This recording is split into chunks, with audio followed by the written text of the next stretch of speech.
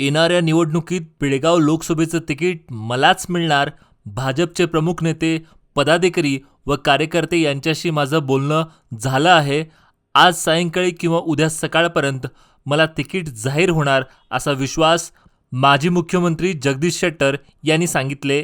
Ticket जाहीर झाल्यानंतर मी बेळगावला जाणार असून त्यानंतर तुम्ही बेळगावला या असं बेळगावातल्या नेत्यांनीच मला सांगितलं आहे, असे त्यांनी ಹುಬ್ಬಳ್ಳಿमध्ये ಪತ್ರಕಾರಂಶಿ बोलताना सांगितले. ಈಗಾಗಲೇ ನಾನು ನಿನ್ನೆ ದಿಲ್ಲಿಂದ ಬಂದ ಮೇಲೆ ಹೇಳಿದೆ, ನಾನು ಇದೆಲ್ಲ ಟಿಕೆಟ್ ಹಂಚಿಕೆ ಬಗ್ಗೆ ವರಿಷ್ಠರು ತೀರ್ಮಾನ ತೆಗೆದುಕೊಳ್ತಾರೆ. ಬಹುಶಃ ನಿನ್ನೆನೂ ಭಾಳಷ್ಟು ಲೇಟ್ ನೈಟ್ವರೆಗೂ ಚರ್ಚೆ ಆಗಿದೆ. ಇವತ್ತಾಗಲಿ ನಾಳೆ ಚುನಾವಣಾ ಸಮಿತಿಯವರು ಒಂದು ಬೈಠಕ್ ಮಾಡಿ ಅವನ್ನ ಅಭ್ಯರ್ಥಿಗಳ ಹೆಸರು ಪ್ರಕಟ ಮಾಡುವಂಥದ್ದು. ಮತ್ತು ನಾನು ಇನ್ನೂ ಹೇಳಿದೆ, ನನಗೆ ವಿಶ್ವಾಸ ಇದೆ ಬೆಳಗಾವಿ ಲೋಕಸಭಾ ಕ್ಷೇತ್ರದಿಂದ ನನಗೆ ಟಿಕೆಟ್ ಸಿಗ್ತದೆ, ನಾನು ಸ್ಪರ್ಧೆ ಮಾಡ್ತೀನಿ ಅನ್ನುವಂಥದ್ದು.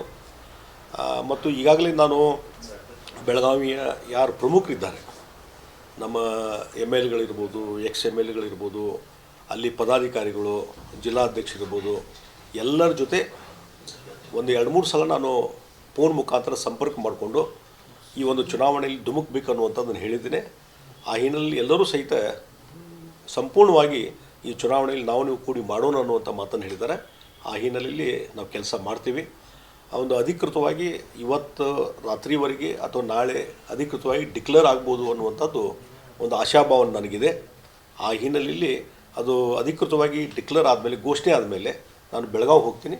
ಮತ್ತು ಅಲ್ಲಿಯ ನಮ್ಮ ಪ್ರಮುಖ ಕಾರ್ಯಕರ್ತರು, ನಾಯಕರು ಸಹಿತ ಕೇಳಿದ್ದಾರೆ, ಅಧಿಕೃತವಾಗಿ ಡಿಕ್ಲೇರ್ ಆದಮೇಲೆ ನೀವು ಬೆಳಗಾವಿ ಬಂದುಬಿಡಿ, ಅಲ್ಲಿಂದ ಒಂದು ದೊಡ್ಡ ಪ್ರಮಾಣದಲ್ಲಿ ನಾವು ಕ್ಯಾಂಪೇನ್ ಸ್ಟಾರ್ಟ್ ಮಾಡೋಣ ಅನ್ನುವಂಥ ಮಾತನ್ನು ಹೇಳಿದ್ದಾರೆ.